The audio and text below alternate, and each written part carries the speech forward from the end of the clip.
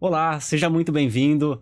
Meu nome é Wellington Silva. Seja bem-vindo ao nosso podcast, o podcast Fé em Ação, que tem o intuito de levar para você que está nos assistindo a mensagem da Palavra de Deus, edificar você através de testemunhos, através das histórias dos convidados que sentam aqui nessa mesa.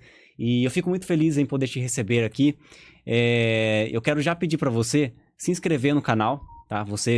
Para que você receba todas as vezes todos os conteúdos que nós formos postando aqui, todos os podcasts, os vídeos também. O podcast está iniciando, nós estamos ainda no início, mas a gente pretende aí fazer trilhar um bom caminho com os podcasts, com os convidados aqui. Então, seja muito bem-vindo, se inscreva no canal, ativa o sininho para receber as notificações também e compartilha, né, também com as pessoas a galera da família, os grupos da igreja aí, compartilha para que as pessoas, todos, não só você, seja edificado, tá?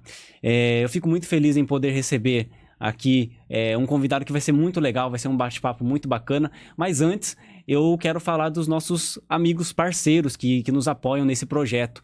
Eu quero falar do grupo FS Segurança e Monitoramento, que é o nosso patrocinador oficial aqui do podcast, onde o Adriel e o Inácio, que são proprietários da empresa, eles fazem um trabalho excelente com a galera, fazem todo o monitoramento, segurança, tudo que você precisa para sua empresa, para sua igreja, para sua casa, de segurança, monitoramento 24 horas, e também um diferencial deles é que eles fazem também monitoramento veicular. Então, entre em contato através do QR Code que aparece aí na sua tela e fale com essa galera, que é um trabalho espetacular, tá? E eu tô aqui no estúdio da Prodigimus. A Prodigimus é uma produtora de conteúdo digital, onde você que é empresário, ou você que tem a sua igreja, onde você quer compartilhar aquilo que está no seu coração, aquilo que você quer espalhar para as pessoas também, como eu estou fazendo aqui também. Nós fazemos a alocação aqui desse estúdio para empresas, para igrejas, para quem quiser vir aqui que precisa de uma estrutura bem elaborada, para quem precisa de uma estrutura bacana para fazer seus podcasts, as suas lives. Você não se preocupa com mais nada, você só vem aqui, senta aqui nessa mesa, produz os seus conteúdos, que nós fazemos todo o trabalho para você, tá? Então entre em contato também com a Prodigimus através do QR Code que aparece aí na sua tela, tá? Bom, muito bem, hoje o meu convidado, ele é um convidado que já está no topo da minha lista, né, de pessoas que eu queria trazer aqui no podcast, porque a gente vai ouvindo os testemunhos na igreja, ele contando o próprio testemunho, a esposa também contando um pouco da trajetória, e eu pensei seriamente em trazer ele aqui desde quando eu comecei. Então, hoje eu fico muito feliz em poder receber aqui o meu querido pastor, Roberto Arruda. Pastor, muito obrigado pela sua presença aqui. Eu fico muito feliz em poder te receber. Pastor Roberto, Pastor Roberto é pastor presidente na Adebrasa aqui em Rio Claro, e ele vai contar um pouco da sua trajetória para a gente aí. Tudo bem, pastor? Tudo bem, Wellington. Gostaria até já de agradecer, né, pela iniciativa, nos convidar de estarmos aqui nesse podcast e o espaço, né, que está sendo aberto aqui para que o evangelho seja programado, pregado, né, e anunciado, e vidas, né, muitas vidas que já estão sendo edificadas e serão edificadas em intermédio desse podcast. Que legal. Eu agradeço mais uma vez, né? E, pastor, a gente sabe que você hoje preside a igreja aqui, a Adebrasa, aqui em Rio Claro, né? E uma curiosidade que a gente sempre tem, né? Como que é a trajetória do pastor presidente para chegar a ser o pastor presidente, a liderar uma grande igreja como é a nossa, né? Como que começou essa trajetória sua na fé mesmo, né? Antes mesmo de quem era o pastor Roberto, ou quem era o Roberto Arruda antes de ser pastor, lá atrás, quando ainda talvez não conhecia Jesus ainda. Eu aceitei Jesus como único suficiente salvador da minha alma no ano de 1982. Antes, nós vivíamos uma vida, aquela vida de jovem lá de antigamente, né? tinha aqueles bailes, discotecas, aquela coisa toda lá, né? E nós participávamos, né, de tudo aquilo lá. E minha mãe, dirigente do círculo de oração já de muitos anos, sempre orando por nós, né? Mas nós não queríamos saber, né, de ir para a igreja, né? Nós queríamos estar naquela vida de clube, de passear, de beber uma cerveja, né? E assim sucessivamente. Até que um dia nós fomos fazer uma visita na casa de uns tio meu que morava do outro lado lá da cidade, na cidade de Bauru, mas do outro lado, bem na periferia. E nós fomos lá passar um dia com eles lá, um domingo, e ele me convidou, né, para mim ir na igreja. E então minha mãe voltou para a vila onde nós morávamos para participar do culto à noite, e nós ficamos ali com eles ali, né? E ele falou, olha, ele tinha uma Kombi, né? Uma Kombi azul, lembro até a cor da Kombi. Ele falou, nós vamos para a igreja e de lá você pega o circular, né? E vai para sua casa. E foi naquela noite que eu tive um encontro com Jesus, né? E dali começou a acontecer muitas coisas na minha vida. E eu fumava, bebia, né? E já não tinha vontade mais de fumar e nem beber. E a minha vontade era só estar na igreja, né? E depois de 3 anos, eu conheci a minha esposa, pastora Vera, que ela congregava na igreja do Evangelho Quadrangular, e depois passou para a Assembleia de Deus, e nós casamos, trabalhamos numa empresa multinacional, e eu não tinha pensamento de liderar, de ser pastor, de ser obreiro, né? O que eu queria era estar ali na igreja, servindo a Deus com a minha família, né? Mas a chamada, né, fala mais forte. Sim. O pastor me convidou para liderar jovens, e nós ficamos liderando jovens por 8 anos. 8 anos. Nos consagrou a diácono, depois a presbítero. E a primeira congregação que nós pastoreamos não foi fácil, né? Não foi fácil. Nós aceitamos porque nós sentimos a chamada, né? E também Deus nos mostrou que nós íamos dirigir a nossa primeira igreja. E cumpriu da forma que Deus mostrou. Então não tinha dúvida da chamada, né? Não tinha dúvida da chamada. E nasceu primeiro a minha filha Daiane, e depois veio meu filho Diogo. E nós tínhamos muita dificuldade, porque nós saímos da cidade de Bauru para dirigir essa congregação, ficava na cidade de Agudos. E era 25 quilômetros, né, até a cidade de Agudos. Então, quando nós saímos do Jardim Redentor, do bairro Jardim do Redentor, onde nós morávamos, estava tudo bem, porque as crianças estavam acordadas. O duro mais era na volta, né? Terminava o culto, alguns irmãos davam uma carona para nós até o centro de Agudos, onde nós ali tomava o ônibus, ia até Bauru, né? E demorava ali para chegar, e as pessoas muitas vezes viam nós com as crianças no colo, cedia lugar para nós. Mas nós era um pouco sofrido, né? Mas nós fazia com alegria, fazia com amor, até que as coisas continuou, né, a acontecer. E essa foi a primeira igreja que nós pastoreamos. Isso aí foi, você se converteu na Assembleia de Deus mesmo, Madureira?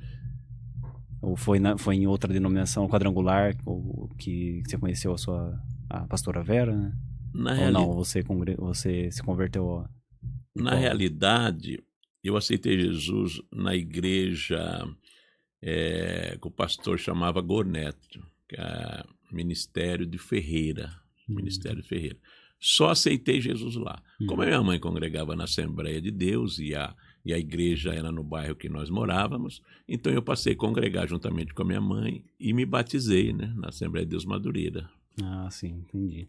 Então vocês moravam numa cidade e dirigiam a igreja em outra, só Em para outra cidade, 25 quilômetros. 25 quilômetros. Olha, uma baita, com certeza um baita aprendizado, né, nessa fase, né? Porque eu acredito que foi em que ano isso aí, você lembra? Foi em 93. A primeira igreja 93. foi em 93. 1993.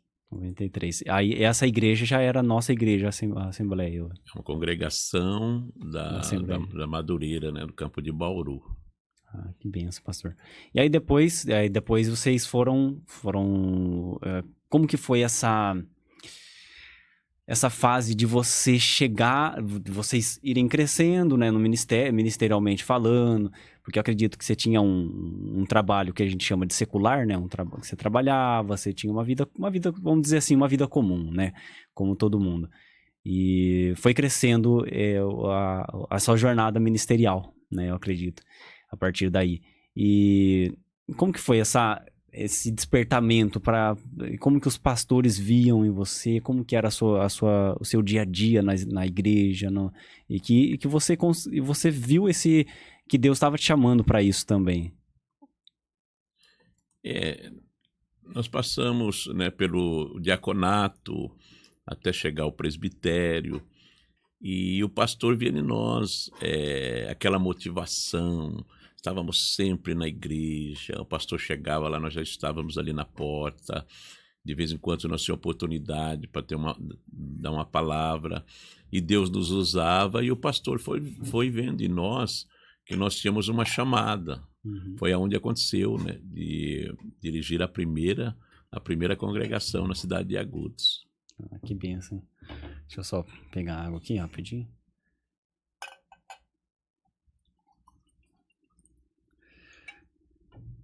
Isso. Obrigado. E aí essa fase de vocês irem, porque eu acredito que é uma fase que eu nunca acompanhei, né? Por isso que fica a minha dúvida, assim, né? Eu nunca acompanhei como que é a jornada do pastor, que é o pastor da congregação, como o pastor Gabriel, que esteve comigo aqui também no último episódio, né? Contando um pouco da trajetória dele também. Até chegar a ser pastor presidente mesmo, até que Deus ele se levanta, né, para que a gente vê muito a obra que o senhor faz, a reforma que o senhor fez na nossa igreja, né, o senhor realmente coloca a mão na massa mesmo para fazer, chega e muda mesmo as coisas ali. Isso é até surpreendente, né, um pouco pra gente. E você acredita que Deus te chamou mesmo para esse objetivo, para esse propósito, ou as outras igrejas que você dirigiu nas outras cidades eram diferentes as obras?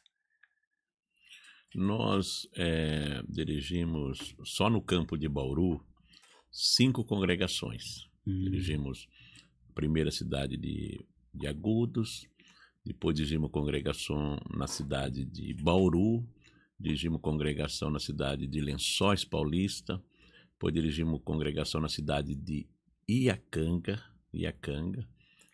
e depois de Iacanga, nós fomos ser primeiro vice-presidente do pastor na cidade de Bauru, primeiro vice-presidente dele.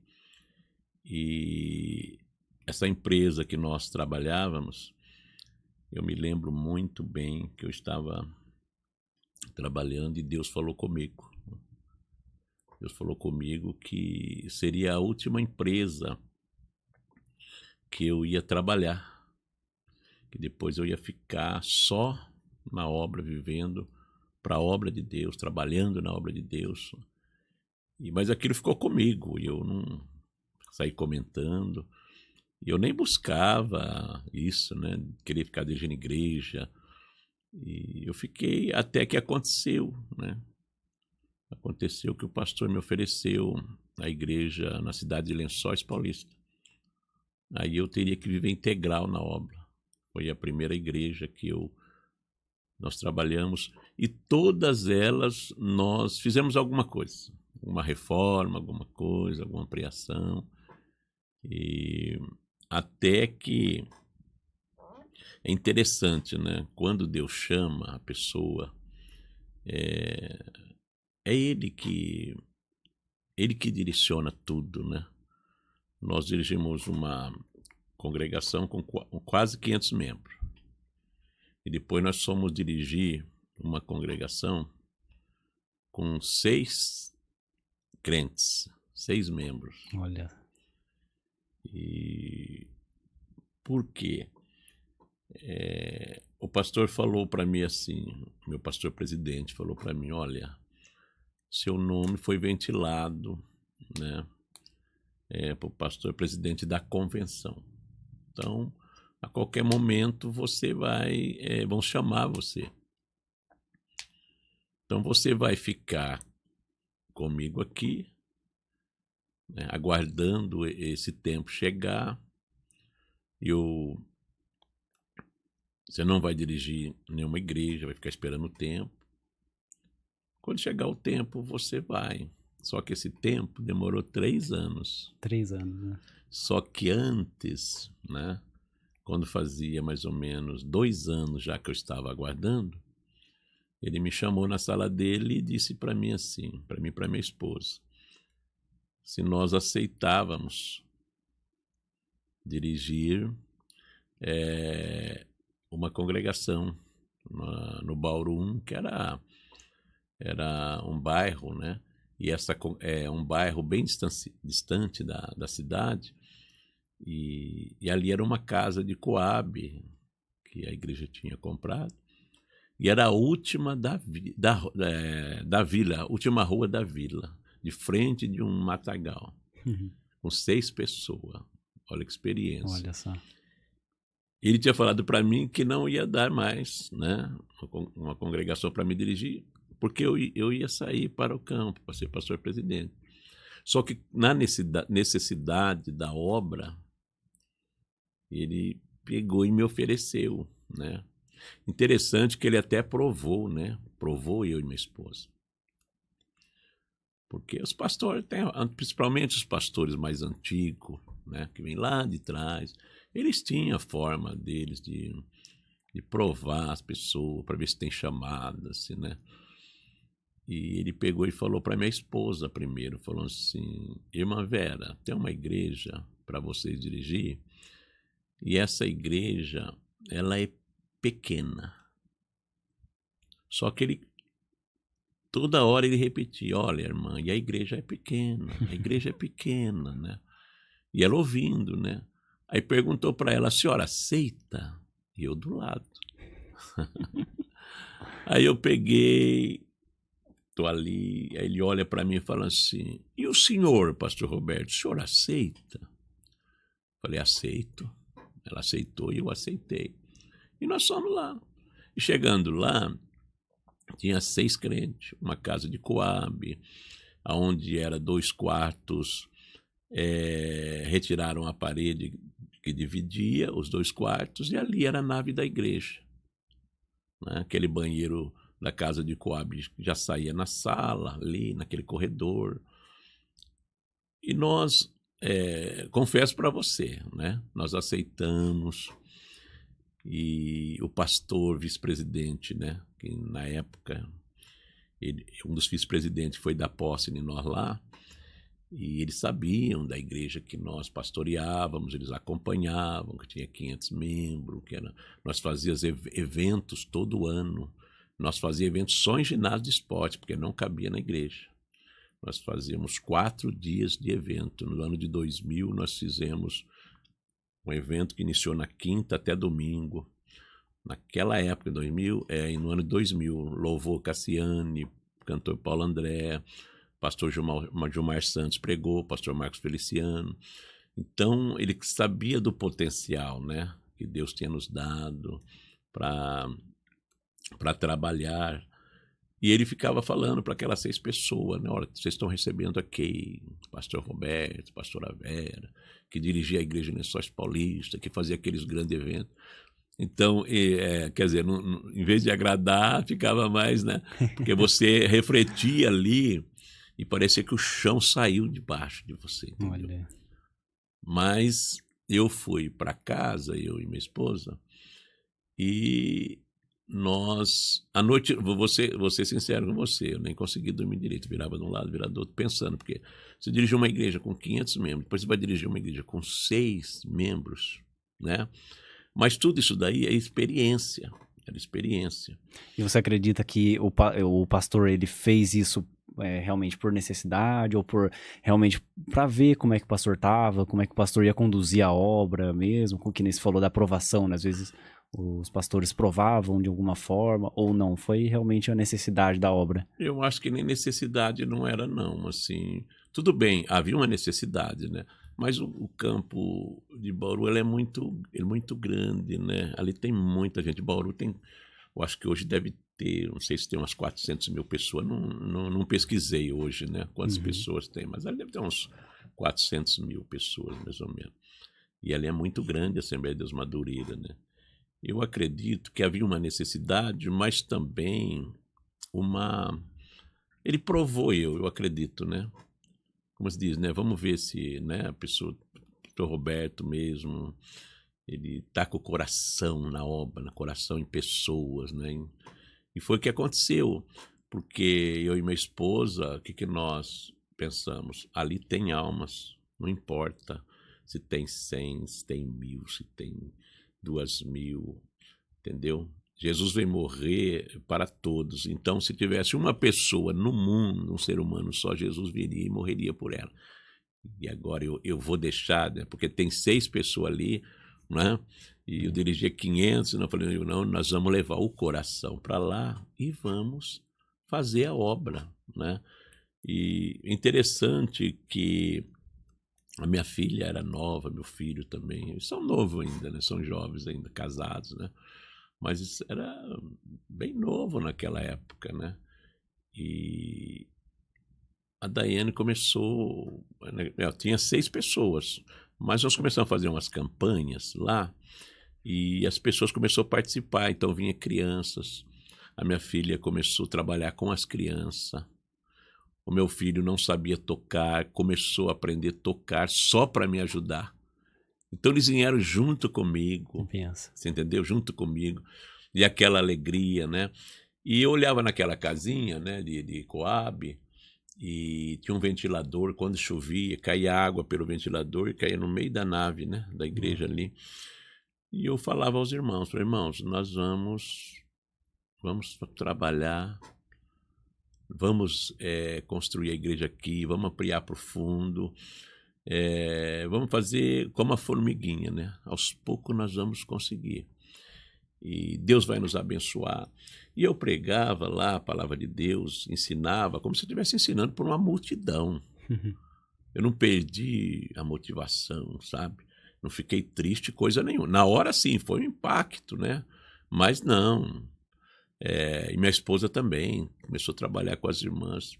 Resumindo, resumindo, em 1 ano e 1 mês, nós trocamos toda a cobertura ali, ampliamos, né, ampliamos a igreja até no fundo, na divisa ali, né, do outro vizinho, construímos banheiros, masculinos, femininos, uma cantina, a fachada da igreja mudamos, rebocamos toda a igreja por dentro, colocamos cadeira, compramos um som.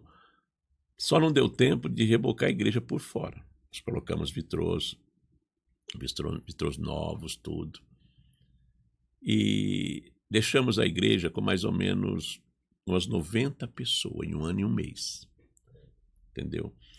E passou uma pessoa muito usada por Deus, antes, alguns dias antes de o pastor, na época, o pastor da convenção aqui do estado de São Paulo era o pastor Lupercio Berginiano. Então, antes dele me chamar, passou uma profeta lá. Porque existe pessoas usadas, né, na mão de Deus. Existem pessoas que brincam muitas vezes, vamos falar assim, mas existem muitos profetas, né. E ela Sim. passou lá e falou assim: "Pastor Roberto, o senhor pode contar os dias que o senhor vai sair daqui, Deus tem uma obra com o senhor, assim, tal, tal, tal, tal". E foi dito e feito. Passou uns dias, o pastor da convenção, o pastor Lupécio me chamou e me ofereceu para mim dirigir meu primeiro campo, que foi na cidade de Paranavaí, no Paraná, né. Inclusive o meu genro nasceu em Paranavaí, né? Uhum. Ele nasceu ali. É uma coisa assim que dá para escrever um livro, vamos dizer assim, né? Ficamos 3 anos e 3 meses ali pastoreando. Deus nos abençoou grandemente. As almas aceitou Jesus. Abrimos igrejas, o trabalho cresceu. Com 3 anos e 3 meses que nós estivemos ali, Deus me mostrou também, né? É gostoso isso, né? Deus mostrar para você e as coisas acontecer. Deus mostrou para mim que eu estava sendo transferido também, né? Ali só que eu achava que eu ia ser transferido dentro do estado de São Paulo. Porque o bispo Samuel Ferreira, que é o nosso presidente, o líder maior, né? Nosso presidente executivo nacional, mundial, ele me colocou na mesa diretora ali da convenção como segundo secretário. Então eu achava, vou ficar muito tempo aqui e tal, e vou ser transferido aqui dentro. Mas Deus tinha mostrado para mim que eu iria ser transferido. Foi quando o bispo me chama, e eu na sala dele, né, o bispo Samuel Ferreira, e me transfere para a cidade de Guariba, né, onde nós ficamos 8 anos e 3 meses pastoreando aquela igreja. Onde Deus fez coisas maravilhosas ali, né? Nós construímos algumas congregações, compramos igreja pronta já, né, de um pastor que estava parado há muitos anos já. Nós ampliamos a igreja, reformamos, a igreja cresceu, né, em número de membresia, né? E quando deu 8 anos e 3 meses, aí o bispo me chama de novo, conversa comigo e me ofereceu para dirigir, né, o campo aqui de Rio Claro, a igreja aqui de Rio Claro. É interessante que o meu genro nasceu em Paranavaí. Ele congregava na Igreja Batista e Deus foi trabalhando na vida dele, na questão ministerial. E ele foi subindo, né, na questão do ministério. E, então, tem ajudado muito nós, está junto com nós trabalhando. Ele nasceu lá, de Paranavaí, torcia para o time de Paranavaí. Não sei se torce mais, agora ele está torcendo mais para o Velo Clube, né? Então, o que acontece? O Paranavaí tem uma história. Por quê? Porque o meu genro era de lá, pastor Renan. O meu filho, o primeiro campo dele que ele foi presidir foi Paranavaí, o mesmo campo que eu dirigi. Olha só.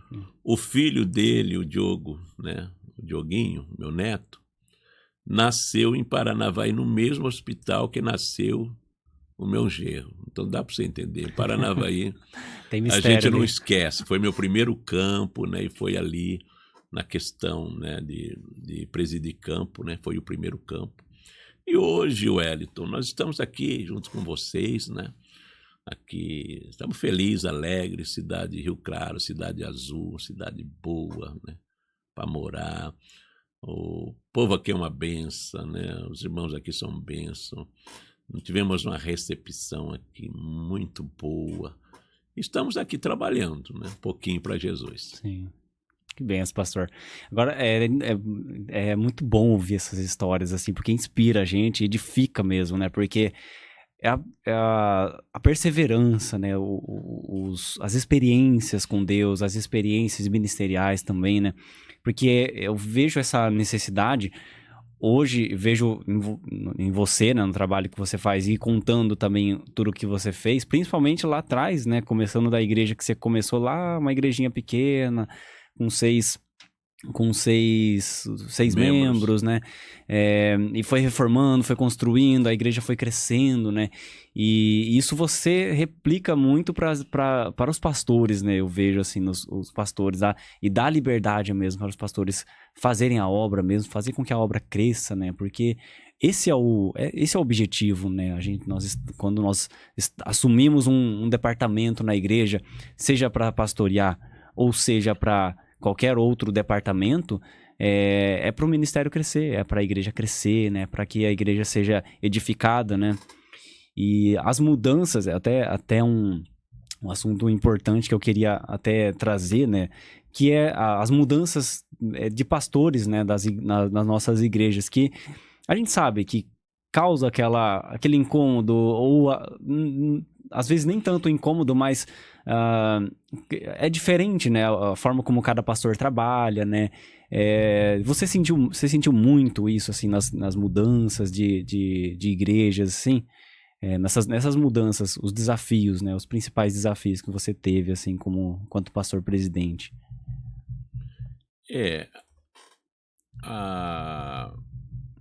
Você pastorear, né, uma igreja, o pastor tem um compromisso, ele tem um compromisso muito grande, né, o pastor, porque não é só ele estar num púlpito, né, dirigir cultos, ou pregar, ou ensinar.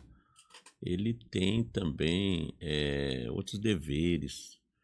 Ele tem a parte também de administrador, tem que administrar e administrar bem, né?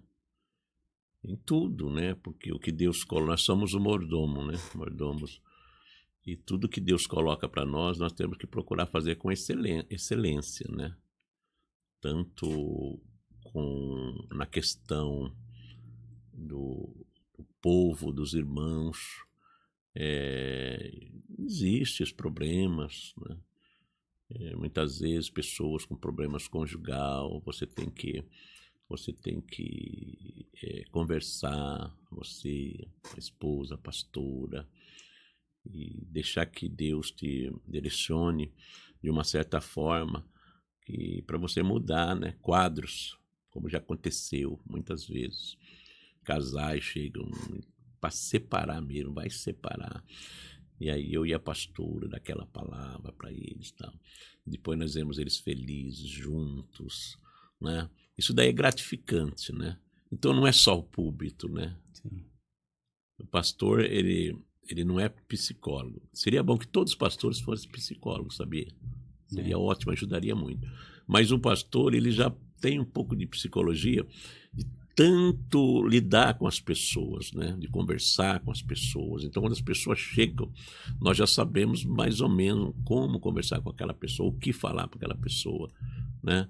E isso tem acontecido muito. E a questão também administrativa, né? Você tem que procurar administrar bem, com excelência, porque nós temos os fiéis, né? Os fiéis que eles sempre ajudam a obra, né, com seus dízimos e ofertas. E a igreja, ela não tem, né, ajuda do governo, né? Então nós constrói, nós reforma, e o que mantém a igreja, né, são os fiéis. Então tudo isso daí é um compromisso que nós temos com Deus em todas, né, em todas as áreas. E temos também a nossa família. Nós temos que cuidar da nossa família, porque se nós não cuidar da nossa família, como nós vamos cuidar também da igreja de Deus? Isso é bíblico, né? E eu louvo a Deus, né? Porque a minha família é uma bênção. Meu genro é pastor, a minha filha é missionária, Daiane, minha esposa é pastora, meu filho Diogo é pastor presidente, a sua esposa é pastora também, né? E as minhas netinhas já estão na igreja, dando glória a Deus, trabalhando também. Então, eu acho que a primeira igrejinha ali que tem que ir bem é a nossa família, nosso lar, né? E graças a Deus, nós estamos aí trabalhando aqui em Rio Claro, e nós temos encontrado muitos e muitos irmãos, né, que gostam de fazer a obra também, né, trabalhar na obra de Deus. E a igreja é um organismo vivo, né? E ela cresce. Não é lógico que o pastor tem que procurar administrar bem, tal, ele é o pastor da igreja, mas ela cresce porque tem várias engrenagens, né? Sim. Girando ali, né? Então é isso daí, Wellington. É aquela coisa, né? O pastor, ele não trabalha sozinho, né? Ele Isso tem mesmo. O pastor, ele representa a igreja, ele quem cuida da igreja, mas tem vários os irmãos trabalhando, a igreja sendo conduzida dessa forma, né? Agora, pastor, como que foi? Eu queria que você pontuasse, assim, Porque a gente vê às vezes algumas dificuldades que algumas famílias às vezes acabam passando, principalmente por pastores, né, pessoas que realmente pastoreiam a igreja, alguns desafios com os filhos, no sentido de conduzir os filhos mesmo, né, no caminho e ajudar na obra também. Às vezes alguns filhos acabam não se interessando às vezes por algum motivo ou outro, né, mas isso eu já vi acontecendo algumas vezes. Mas como que foi para você para você conduzir, né, os seus filhos? Você acredita que, assim, pelo exemplo, talvez, quais foram, e teve alguns desafios para fazer com que eles permanecessem, né, ajudando no reino, ajudando para a obra de Deus? Porque tem muitos filhos, às vezes, que acabam ao invés de ajudar, ele acaba fazendo o contrário. Eu já ouvi, né? Às vezes filhos dizer, meu pai é pastor e a última coisa que eu quero ser é pastor, porque até você falou no começo, né? Eu nunca desejei ser pastor, porque a gente sabe que não é uma obra também fácil, né? Não é tão simples. É trabalhoso, né? Você ter que lidar com as pessoas. Então, isso muitas vezes, se não tomar os cuidados, né, acaba replicando na família, né? Acaba sendo prejudicial, né? E como que foi para você, assim, essa jornada de conduzir os filhos mesmo, para que os filhos permanecessem ali? Já quando eles eram bebês, né, crianças, eu ia até ali no local, a cama onde eles estavam dormindo, e eu já estendia as mãos e já orava, né, para Deus cuidar, abençoar, tal. Então tinha esse costume. E quando eles foram crescendo num ambiente evangélico, né, na igreja. E desde pequenos já participava de um grupo de criança, de um grupo de adolescentes, de um grupo de jovem. Eu acho que esse é o segredo, você caminhar, né, e também não privar eles de tudo, porque eu acho que é pior. Se o pai querer pegar o filho, colocar dentro de uma caixinha e dizer, daqui você não sai porque você tem que ser crente. Não. Eles têm que ter a vida deles, da escola, tem que ter os coleguinhas assim da escola, normal, né? Meu filho, muitas vezes, ele queria jogar uma bola com os colegas dele, na escola, na praça da escola. Eu deixava, não impedia. Quando ele queria ir pro shopping, eu falava, você vai pro shopping, só que tem uma coisa. 10 horas, 11 horas, que seja, né? 11 horas, você tem que estar em casa. Se 11 horas você não estiver aqui, eu não vou deixar você mais ir. Então eles chegavam no horário certo. Então eu educava eles assim, entendeu?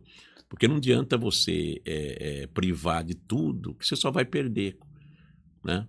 E eles iam crescendo no ambiente, né, da igreja e vendo o pai, e vendo a mãe, porque o exemplo também arrasta, né? Sim, verdade. Conforme eu sempre tratei a mãe, sempre tratei eles, né? Inclusive, a minha esposa ficou super emocionada uma certa vez, que a minha filha falou, né, que ela queria ser, alguns tempos atrás, que ela queria ser como a mãe dela. Quero ser como a senhora. Então, isso é muito gratificante, né?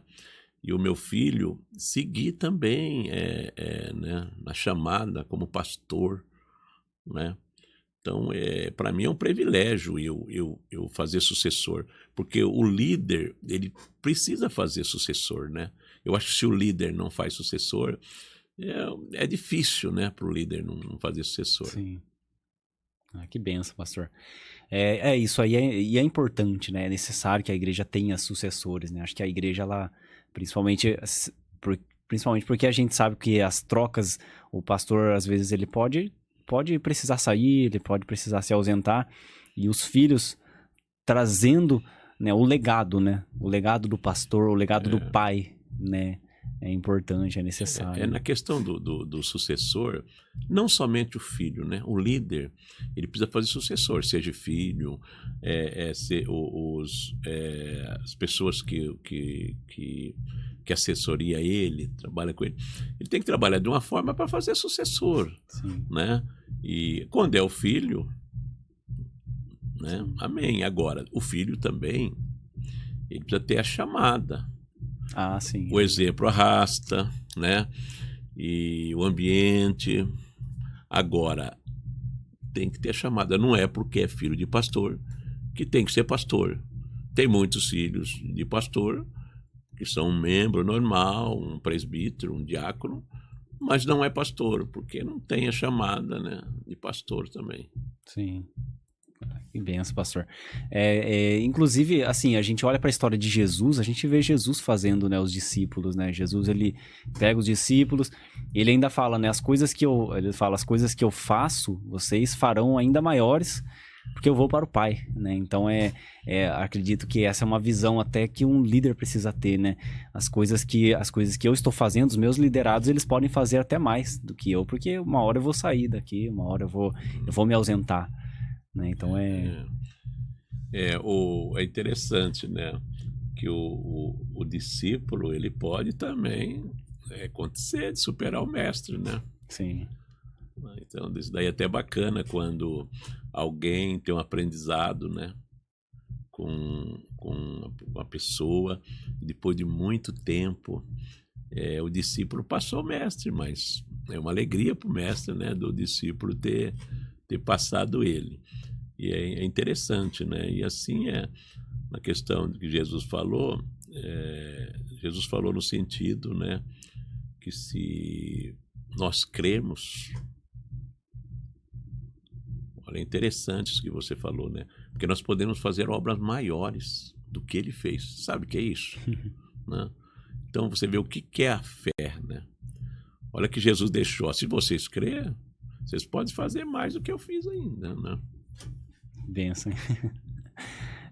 Pastor, eu queria até pontuar uma coisa que para mim começou a fazer muito sentido, que eu até comentei com o pastor Gabriel aqui no nosso bate-papo, né, que é a questão da generosidade, né, que isso a gente vê que é algo muito pertinente no pastor, né, que a gente vê que o pastor tem a fé mesmo e crê que Deus vai fazer, crê que Deus está dando a visão, então Deus vai fazer. E a generosidade era algo que eu não tinha tanto entendimento, né? Eu era muito... Tinha a mão fechada mesmo, não contribuía, não fazia nada para o reino no sentido financeiro mesmo. E eu fui descobrir que eu era muito ganancioso, na verdade, né? Aí depois que houve toda a mudança de pastor, você assumiu toda a igreja, aí eu comecei a entender. No começo foi um choque, né? No começo eu falei, pô, mas como assim, né, cara? Eu ficava tentando entender, né? Mas depois eu entendi, né? Entendi, e a Bíblia fala que a alma generosa prosperará, né? E isso causa um certo incômodo na igreja. Isso não a nossa igreja, mas de forma geral a gente vê, às vezes, alguns comentários na internet, a galera sendo muito maldosa por não entender o que a Bíblia fala a respeito, né? Então, isso foi uma das coisas que eu mais aprendi e tem feito muito sentido e tem feito muita diferença na minha vida, né? E eu queria que você falasse um pouco a respeito disso, né? O quanto que isso é importante, o quanto que isso é necessário para a igreja ter essa visão de generosidade e que não tem necessariamente a ver com o dinheiro, tem a ver com algo que está dentro mesmo, né? Que é algo que está enraizado dentro de nós. A generosidade, ela acaba se alastrando para a área financeira, mas ela já está dentro de nós e todas as outras áreas também são afetadas, né? Então, eu até queria que o senhor falasse um pouco a respeito disso, né? Que é algo que a gente vê você falando bastante também, né? É porque no reino de Deus, o que você planta, você colhe. Só que você colhe em abundância, né? E se você dá, você recebe. Se você lança semente, isso é bíblico, né? Vai vir o que para você? Sementeiras. Então, aí está na pessoa, no crer, né? No crer, na fidelidade da pessoa. Eu vou ser generoso porque eu creio que Deus estará me abençoando. Não é barganha com Deus, né? É uma forma de você crer, é uma forma de você acreditar, né? E eu conheço muitas pessoas que depois que começou a ser generoso na obra, contribuir, a vida financeira dela passou a ser outra, né? Passou a ser outra, porque a Bíblia nos ensina que a janela dos céus, ela permanece aberta, né? Ninguém é obrigado a dizimar, ninguém é obrigado, né, a ofertar. É uma questão de que você acabou de falar agora há pouco, né? Está dentro de você aquela alegria, aquele reconhecimento, né? Deus tem me abençoado, eu estou trabalhando e tal, então eu vou dar minha oferta, vou entregar, né, o meu dízimo, é na obra de Deus. E Deus, né, que é fiel, né, ele retribui. Ele retribui para a pessoa, né? Retribui em quê? Né? Questão do salário dela, ela rende mais. Eu acredito assim que eu sou acostumado a dizer assim, que a pessoa faz mais, a pessoa que é dizimista, né? Ela faz mais com 90% do que se ela retesse e ficasse com 100%. Né? Sim. E tem muitas pessoas, né? A gente que vem dirigindo igreja por longo tempo, a gente tem visto, eu vou ser sincero com você, eu vi pessoas até, assim, ficar muito bem de vida, e pessoas que não tinham nada, né?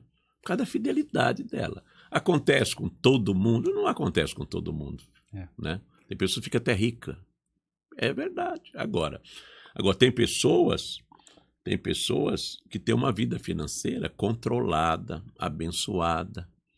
Por quê? Porque ela é generosa com a obra de Deus, né?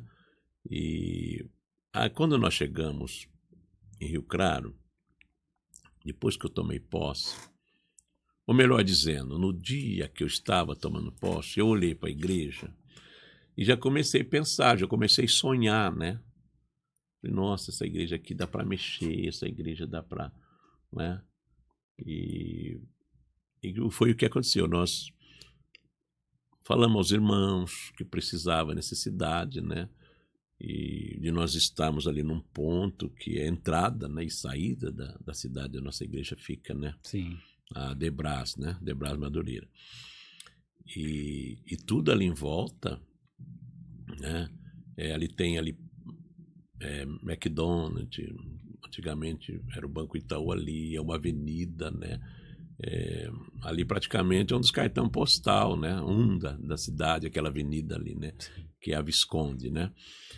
E a igreja não pode ficar para trás, né? A igreja não pode ficar para trás. Acho que a igreja, eu sou acostumado a dizer que a igreja tem que ficar até mais bonita do que a nossa própria casa, né? Essa é a intenção, né? Deixar a igreja mais bonita até do que a nossa própria casa. E nós passamos o projeto para os irmãos e os irmãos abraçaram, né? Sim. E hoje está lá a igreja, né? Nós, em união, né? Todos nós demos nova roupagem, né? À igreja, tanto interior como exterior. Então a igreja está mais agradável, né? Mas o que é isso? A generosidade dos irmãos, né? E os irmãos que contribuíram, ajudaram. Hoje nós vemos, os irmãos estão abençoados, né? Quantas chaves de carro já orei ali para os irmãos? Quantas chaves de apartamentos nós já oramos ali para os irmãos? E eu fico pensando, é reflexo, questão da contribuição dos irmãos, né? Eu não estou dizendo assim, vai lá para a minha igreja que você vai ficar bem de vida. Não estou dizendo isso, né? Estou falando a respeito, como você perguntou, né? O que gera, né? A pessoa ser generoso com a obra de Deus. Sim. Que é diferente da teologia da prosperidade, né? Que é muito pregado, que é muito falado muitas vezes. É diferente, não tem a ver com a teologia da prosperidade. Tem a ver com a generosidade mesmo, né? Exato, né? Nós não pregamos teologia da prosperidade, né? Nós falamos que se você é generoso com a obra de Deus, Deus é fiel, né? Deus é bom e com certeza Deus vai te abençoar, né? Sim. Que benção, pastor. E aí, hoje, conduzindo a igreja hoje, você porque hoje a gente vê a igreja praticamente pronta, né? Eu acredito que a igreja tá pronta, né? E você tem ainda mais projetos para a igreja, você vive... a minha dúvida é, você vive com esse pensamento de criar mais coisas, ou você vive um dia de cada vez para fazer aquilo que tem que ser feito no dia mesmo? Como que é a cabeça do pastor nessa hora? Eu acho assim que nós temos que sonhar, né? Sonhar não paga nada, né? Sonhar não paga nada. E nós pretendemos este ano, né, fazer a reinauguração da igreja, fazer uma grande festa de uma semana, reinauguração da igreja. E só que os projetos também não pararam, né? Porque nós temos as filiais, as congregações, e sempre mexendo, ampliando, né? Como algumas igrejas nossas que aconteceram, outras não para, na realidade não para, mas projetos assim, mais para depois da reinauguração da igreja nós temos, porque nós temos projetos de compras de terrenos para construir novas congregações, né? E mais alguma congregação que precisa fazer mais alguma coisa e até terminar, né, uma construção, nós estaremos concluindo, né? E o projeto não para, né? Sai de um, já tem outro, e assim sucessivamente. A obra de Deus, ela tem crescimento sempre, né? Não tem um momento que a gente para e tá tudo bem aqui, né? A gente vai crescendo, chegou aqui, agora vamos procurar, que com certeza tem coisa para fazer aí, né? Então, a obra de Deus não para, né? Bom, pastor, então eu quero agradecer, né? A gente está chegando já aos finais, né, desse bate-papo, e eu quero agradecer pela sua presença aqui, agradeço o pastor Renan também que veio junto aí. Eu quero trazer também junto aí, a gente está tentando ver uma data aí, mas muito obrigado, pastor, pela contribuição, por estar aqui. Eu acredito que vai agregar muito para as pessoas que estão nos assistindo, que vai estar nos assistindo, então eu agradeço mesmo de coração pela sua presença aqui. E não quero que fique só nessa vez, não. A gente combinar outras vezes aí, a gente abordar alguns assuntos bem específicos mesmo, a gente conversar mesmo, um bate-papo bem legal. Obrigado, pastor. Ok, Wellington. Dizer a você que nós estaremos sempre à disposição, né?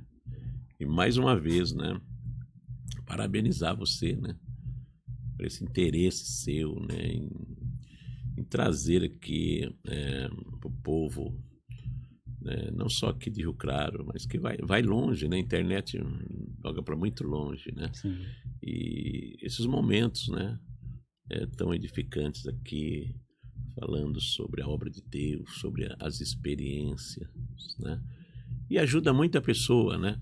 As pessoas, porque ouvem. Talvez a pessoa está passando por algum processo, né? E ouve podcast aqui, né? Fé em ação, né? E a fé que move tudo. Porque tudo nós fazemos intermédio da fé. Sim. Né? E eu vejo assim, se você vai fazer uma viagem, se você tem o dinheiro para fazer aquela viagem, você não precisa de fé, porque você tem o dinheiro para fazer aquela viagem. Seja talvez uma viagem internacional que seja. Mas se você tem fé, você tem um desejo no seu coração, a Bíblia diz que Deus satisfaz o desejo do nosso coração. Então a fé, este veículo chamado fé, 2 letras, nenhum acento, vai conduzir você ao seu sonho. Mas como, pastor? Deus vai colocar pessoas no seu caminho, vai abrir portas para você e vai fazer acontecer, né? Então a fé é tudo, né? E nós encerramos a nossa palavra dizendo aqui, né? Tenha fé, né? Porque a fé vai fazer a diferença. E muito obrigado, Wellington, né, por essa oportunidade. Vamos dizer assim, essa rica oportunidade que você nos concede. Deus abençoe. Amém, pastor. Obrigado. Bom, para você que ficou até aqui, nos assistiu até o final, esse foi o nosso bate-papo com o nosso pastor Roberto Arruda. Eu quero pedir mais uma vez para que você se inscreva no canal, ative os sininhos para receber as notificações, que a cada 15 dias eu estou fazendo, mas vou procurar fazer mais vezes também. Então se inscreva aí e compartilha também, para que não para que você me ajude, mas para que você seja abençoado e para que você abençoe outras pessoas também, para que outras pessoas ouçam a palavra de Deus, para que outras pessoas sejam abençoadas também, tá bom? Deus abençoe.